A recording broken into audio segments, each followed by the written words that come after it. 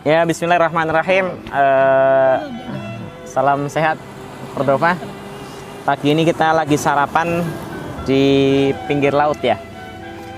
Jadi sarapan pagi itu yang pertama kita lakukan adalah memasukkan makanan-makanan yang bersifat asam.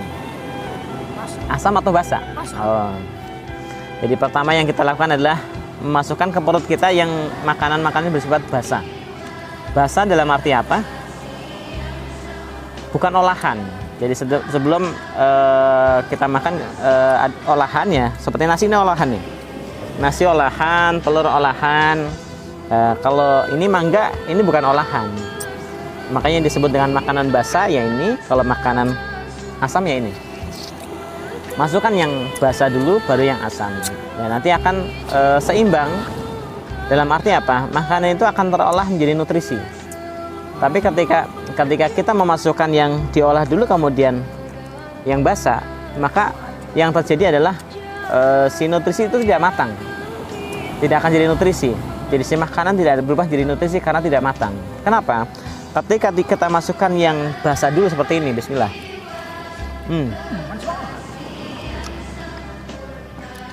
Nanti si mukosa itu akan hidup.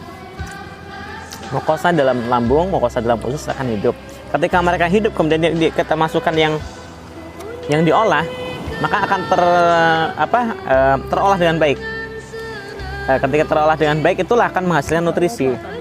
Dan nutrisi itu yang akan berubah menjadi sel darah merah kita ya. Jadi ketika sudah berupa cairan, dia akan dimatangkan ke limpa oleh ginjal.